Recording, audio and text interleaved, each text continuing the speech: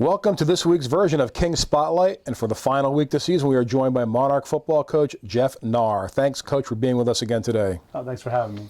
Coach, it's been a long season. This is Week 10, final game of the year. The big Mayor's Cup showdown with our crosstown rival Wilkes University at home on Saturday at 12 o'clock noon. Talk about the rivalry since you've been here. There's been some crazy games. All the games have been close. So talk about what you've seen since you've been here.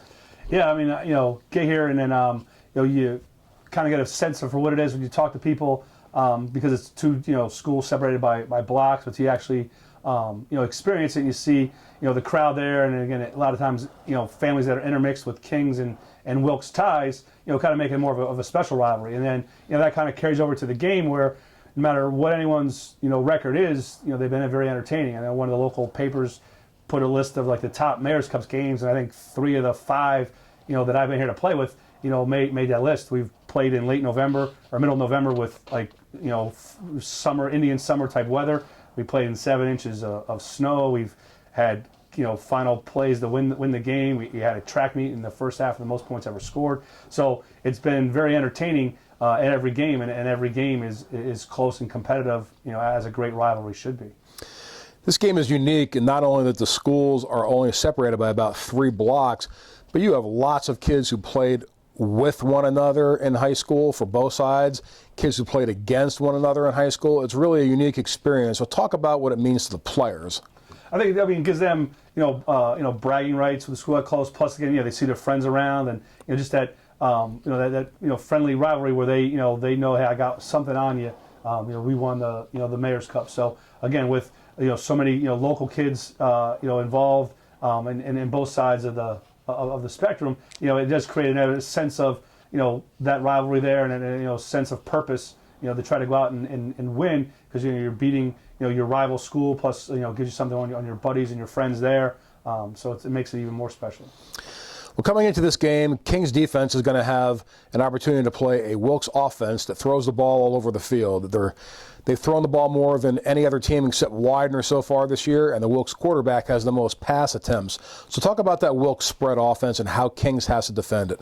Yeah, I mean, we got they spread you out, and then they like Daly, and he's got a couple targets that he likes, different concepts where they're putting people in binds, and he's able to scramble, and when he's scrambling, he's looking to buy time, and he's made a lot of plays where people think they have him, and he escapes, and next thing he sees somebody open and puts the ball on him, and is able to make a play where you didn't think the play was there. So our kids, we got to try to put pressure on him and not give him a lot of time, because he does get the ball out really quick. And then we have to have a good job in our coverage, and I think our corners have done a great job all year, and our safeties we've covered well. We got to make sure we're in zones. Our linebackers are getting to the right depths and taking seams and holes away. But then we can't give him a lot of time, or he'll pick us apart. So up front, we got to be able to put pressure on on the quarterback.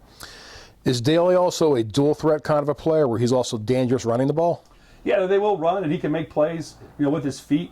I think there's other guys in the conference that maybe think run first and pass when they move around. So I think when he scrambles a lot, he's looking to buy time to throw. But he is athletic enough and runs enough that they do read, and they have quarterback, run game. So we have to make sure we account, for him and not fall asleep. And all of a sudden, by him running the ball, they have an extra blocker and extra, create extra holes and seams, and then he can hurt you with the feet, because he definitely can. He's athletic enough to run with the football, but he's a passer first a lot of times when he's on the scramble and on the move. Well, Wilkes has a number of receivers that have over 20 catches apiece. But first and foremost has to be their junior, William Deemer, who leads the team with 50 catches and 591 yards. So talk about what he brings to the table. Yeah, I think he's like their fast guy, and he's athletic, where he can run by people, runs good routes, and is tough, will catch the football, and in their scheme stuff, he finds the windows and sits in zones and does a really really good job from there. So he's kind of the go-to guy in a playmaking type receiver they look for.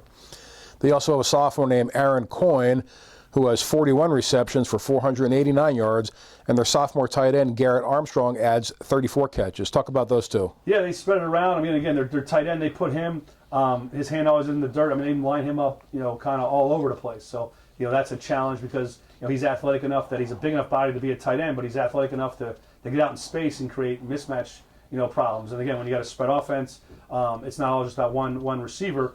So the one guy's 50, Coyne has 41 receptions, able to spread the ball around. So and that's an issue for us is we got to be able to make sure we can cover all their guys. If we go man and then we're in zone, we got to make sure we're looking for work when we're in our zones and not just hanging out because they got multiple options because they're going to put multiple guys in the field. And the one thing that makes it a challenge is he has a guy he likes. He's got 51 catches, but a 41 catch, a 30 catch. So Daly's going through his progressions that you can see, and he's finding guys that are open, and he's spreading the ball around. So defensively, we have to make sure we have the field covered because Wilkes is going to use the whole field and not just one or two guys. One of the things about the Wilkes offense, which could present the challenge, is that Kings has put a lot of pressure on the quarterback this year, a good number of sacks.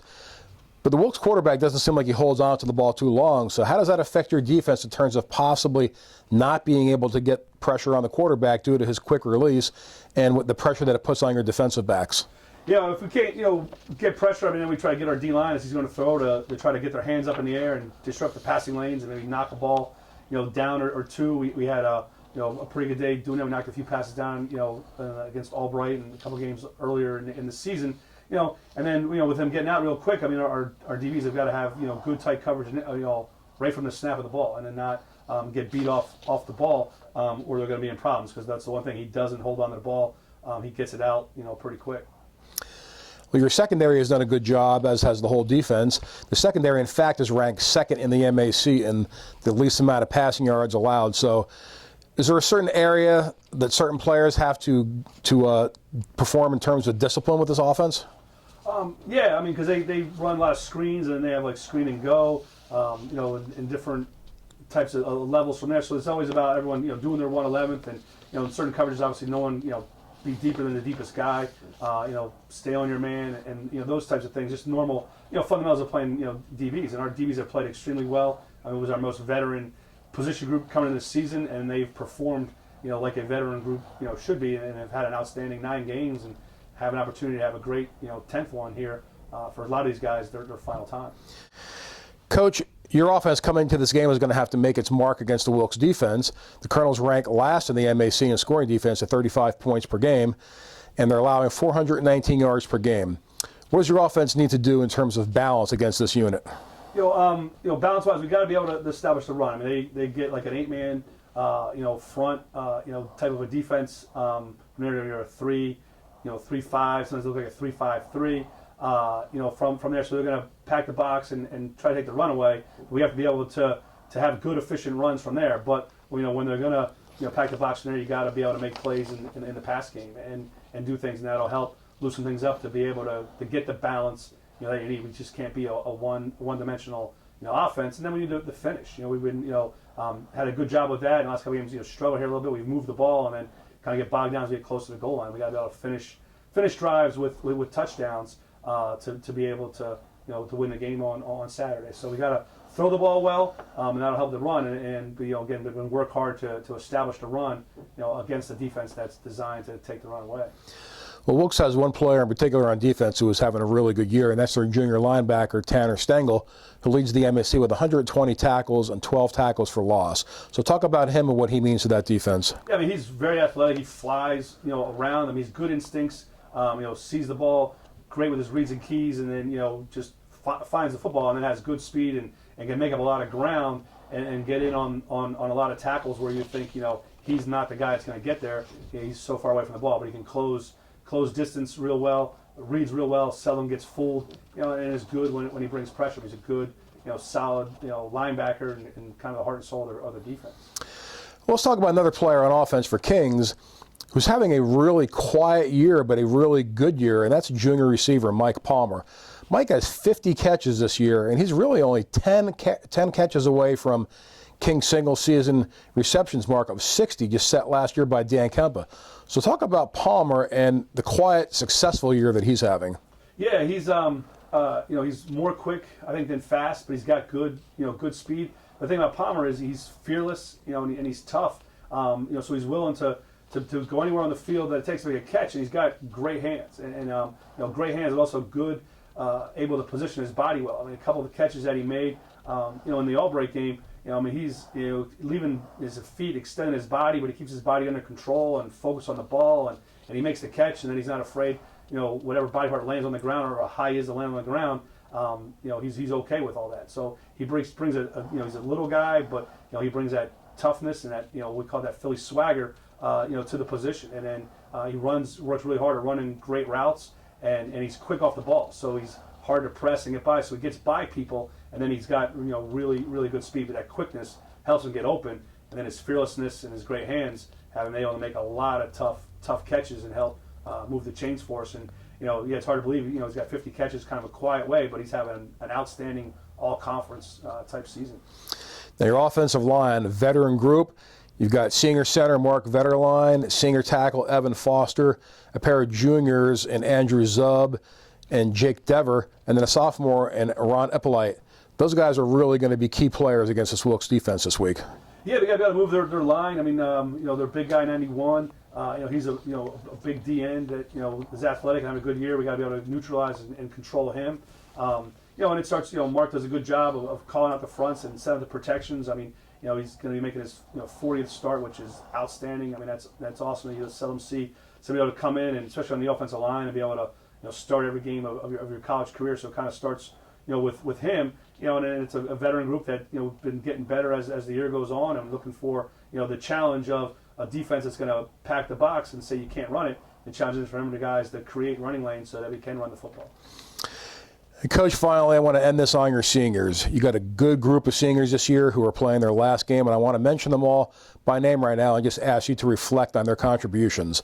Alex Bourne-McGulick, Chris Boyle, James Burke, Justin Burke, Tyler Cruz, Chad Curtis, Dylan Flahart, Evan Foster, Tom Hara, Danny Lynch, Michael Martina, Anthony Martuccio, Tyler Majasic, Gary Polson, Ryan Singley, Monroe Sherman, Mark Vetterline, and then junior Jay Thomas, who's leaving to go to Notre Dame next year for the engineering program. Talk about those guys and what they've meant to the program. I mean, they've been huge. I mean, when they came in, as freshmen, where the program was, the seniors, that were the seniors their first year, had won, 5 football games. So we were a team struggling, to figure out an identity and to win. And these guys came right in, and a lot of them were playing, right away. And you saw a difference in our play.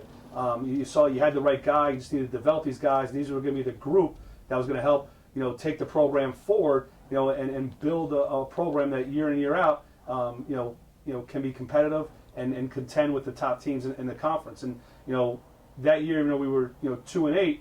It was a positive 2-8. You could see the direction, and we were going. These guys brought passion to the practice, enthusiasm, and then a good work ethic to prepare. And then it's transcended at the last 3 seasons. They've helped bring Kings to where we're competitive in every football game, and it comes down to to plays. And each year it's gotten smaller and smaller, the gap which separates us from a win and a loss. And they've gotten where for the last 3 years, every time we take the field, we have a chance, and we're every game late in the fourth quarter, and sometimes it goes our way, sometimes it doesn't. But they've got it to that point where we can compete from there. And then now they have to pass the baton to the next group to continue to move it forward. But they took a chance to come in here, and now they're leaving, and then the seniors that are going to take over after them have roughly 14, 15 career wins on their resume. So they've helped bring a winning culture and what it takes to be successful in the MAC, one of the better conferences in the country. So their contribution to us is huge as being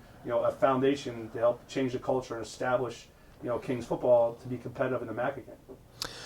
Well, Coach, that's all the time we have for today. We have Kings hosting Wilkes on Saturday at 12 noon in the annual Mayor's Cup football game. Good luck to you and the Monarchs on Saturday, Coach. Thank you very much.